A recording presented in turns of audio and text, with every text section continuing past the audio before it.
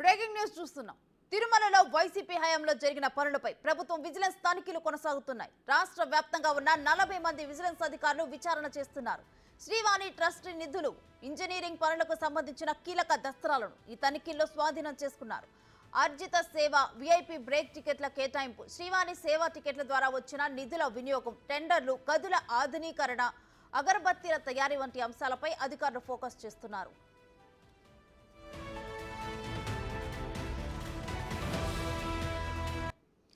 Srivani trust నిధులు పక్కదారి పట్టాయనే ఆరోపణలపై ప్రత్యేక దృష్టి సారించారు. తిరుపతి జిల్లా సిబ్బందిని ఈ తనిఖీలకు దూరంగా ఉంచారు. ఎస్పీ కరీముల్లా ఆధ్వర్యంలో ఈ తనిఖీలు కొనసాగుతున్నాయి. ప్రైవేటు బ్యాంకులతో డిపాజిట్లు చేయటంపై ఆరా తీసిన అధికారులు సుదీర్ఘ తనిఖీలు చేసే అవకాశం ఉన్నట్లు తెలుస్తుంది.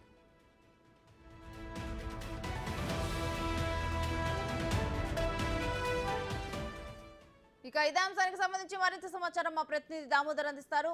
దామోదర్, విజిలెన్స్ అధికారులు నిర్వహిస్తున్న తనిఖీల గురించి డీటెయిల్స్ ఏంటి? ఇప్పటి వరకు ఏ డాక్యుమెంట్స్ ని స్వాధీనం చేసుకోవడం జరిగింది?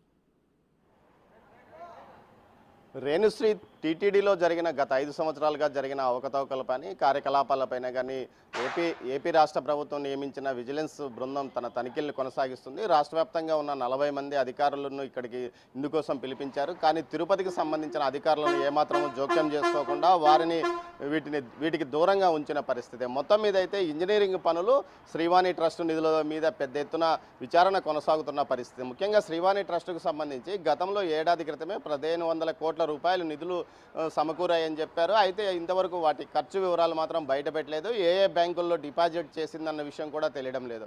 మొత్తం మీద చూస్తే ప్రైవేట్ బ్యాంకుల్లో పెద్ద ఎత్తున వీటిని డిపాజిట్ చేసినట్లు కూడా అప్పట్లో ఆరోపణలు వచ్చాయి. దీనికి సంబంధించి టీటీడీ ఏమాత్రం ఖచ్చితమైన సమాచారం బయటపెట్టలేదు. కేవలం 350 కోట్ల రూపాయల వ్యయంతో దేవాలయాలు నిర్మించినట్లు చెప్తుంది.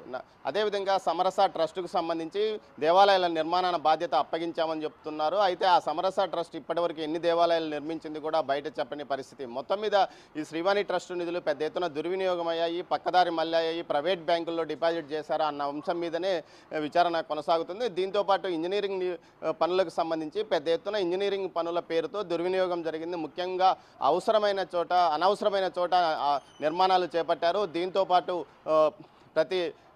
ఏదైతే సంవత్సరానికి 200 కోట్ల రూపాయలు మాత్రమే గతంలో నిధులు విడుదల చేస్తుండగా ఈ 5 సంవత్సరాల కాలంలో ఏకంగా 3000 కోట్ల రూపాయలు, అది కూడా ఏడాది క్రితం నుంచి 2000 కోట్ల రూపాయల నిధులు విడుదల చేయడం పైన కూడా పెద్ద ఎత్తున విమర్శలు వచ్చాయి. దీనికి సంబంధించిన దస్తావేజులన్నీ విజిలెన్స్ అధికారులు స్వాధీనం చేసుకున్న పరిస్థితి. దీంతోపాటు ఏదైతే గరుడవారధికి సంబంధించి స్మార్ట్ సిటీ టీటీడీ నిధులతో నిర్మించిన ఈ గరుడవారధి నిర్మాణంలో పెద్ద ఎత్తున అక్రమాలు చోటు చేసుకున్నాయి. ముఖ్యంగా కమిషన్ల కోసం పనులు ఆపివేశారని పెద్ద ఎత్తున విమర్శలు వచ్చాయి. దాని విషయంలో కూడా విజిలెన్స్ అధికారులు పూర్తి స్థాయిలో రికార్డులు స్వాధీనం చేసుకున్నట్టు తెలుస్తుంది. మరోవైపు ఏదైతే తిరుమల గోశాల, తిరుపతి తిరుమలలో ఉన్న గోశాల నుంచి వచ్చే గోమయాన్ని వినియోగించి తాము అగరబత్తులు తయారు చేస్తున్నామంటూ బెంగళూరుకు సంబంధించిన ఒక ప్రైవేట్ కంపెనీకి బాధ్యతలు అప్పగించారు. ఆ ప్రైవేట్ కంపెనీకి సంబంధించి మొత్తం టీటీడీలో ఉన్న టీటీడీనే మొత్తం అన్ని సౌకర్యాలు ఏర్పాటు చేసిన పరిస్థితిలో ఇక్కడ ఆ కంపెనీ బయట అగరబత్తులు తయారు చేసి ఇక్కడ తయారు చేసుకున్నట్లు చూపించి అమ్మకాలు సాగిస్తున్న పరిస్థితి. దీని మీద కూడా విచారణ కొనసాగుతుంది. మొత్తం మీద అయితే టీటీడీలో అన్ని విభాగాల్లో జరిగిన వ్యవహారాలపైన దస్తాలు ఏదైతే పేపర్లన్నీ సమకూర్చుకుంటున్నారు, దీంట్లో ఎక్కడ అవినీతి జరిగింది, ఏమాత్రం కమిషన్లు పోయాయో, ముఖ్యంగా శ్రీవాణి ట్రస్టుకు సంబంధించిన దానిపైనే పూర్తి స్థాయిలో దృష్టి పెడుతున్నారు. ఇక్కడ నుంచి నిధులు ఎవరికైనా మళ్లించారా అన్న విషయం కూడా జరుగుతుంది.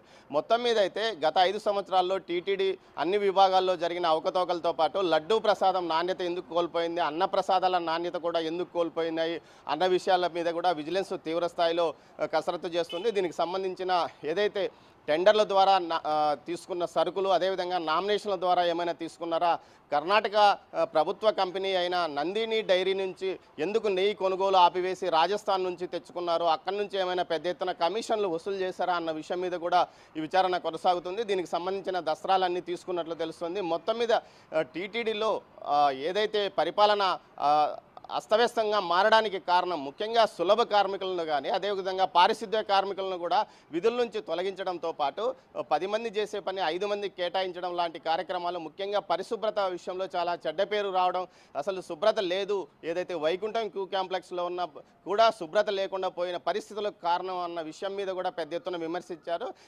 ఏదైతే అప్పట్లో ఉన్న కార్మికులను తొలగించి ప్రైవేట్ ఏజెన్సీ నుంచి వారికి తీసివేసి ఏకంగా ఒక ఏజెన్సీని ఏర్పాటు చేయడం, దాని వెనుక ఎవరి హస్తం ఉన్నది, ఎలాంటి కమిషన్లు దండుకున్నారు, నూతనంగా ఉద్యోగులను తీసుకున్న సందర్భంగా వారి ద్వారా డబ్బులు వసూలు చేశారా అన్న విషయం మీద కూడా క్షేత్రస్థాయిలో విజిలెన్స్ ఎంక్వైరీ చేస్తున్న పరిస్థితి కూడా కనిపిస్తుంది. మొత్తం మీద అన్ని విభాగాల్లోనూ తాము తనిఖీలకు నిర్వహిస్తామని ఎస్పీ కరీముల్లా మనతో మాట్లాడుతూ చెప్పారు. మొత్తం మీద రెండో రోజు తనిఖీలు ఏదైతే విచారణలు కొనసాగుతున్నాయి, మొత్తం మీద 10 రోజుల పైగా ఈ విచారణ కొనసాగే అవకాశం ఉందని తెలుస్తుంది.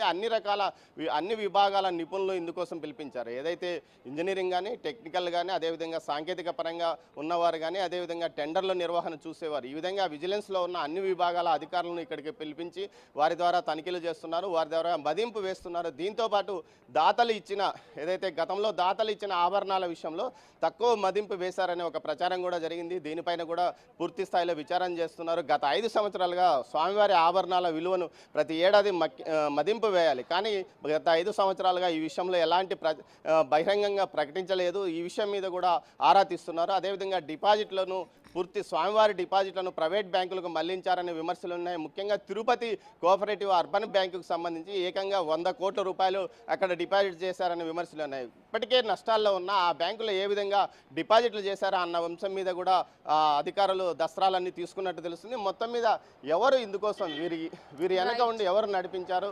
ధర్మారెడ్డి జేఈఓగా, అదనపు జేఈఓగా పనిచేసిన కాలంలోనే ఈ వ్యవహారం అంతా నడిచిందని తెలుస్తుంది. ఇప్పటికే ధర్మారెడ్డి పదవి విరమణ కార్యక్రమం ఇంకా పూర్తి కాలేదు. ఆయన 31వ తేదీ టైం అయిపోయినప్పటికీ ఇంకా జీడీపీ ఏదైతే ప్రభుత్వం నుంచి అనుమతి తీసుకోకపోవడం వల్ల రక్షణ శాఖ ఇంకా అతన్ని పదవీ విరమణ చేయించలేనట్టు తెలుస్తుంది. రేణుశ్రీ, మొత్తం మీద ఈ మొత్తం వ్యవహారాలపైన విజిలెన్స్ తనిఖీలు అయితే కొనసాగుతుంది. అది మరింత కాలం కొనసాగే అవకాశం ఉందని తెలుస్తుంది. Renusri, thank you Damodar.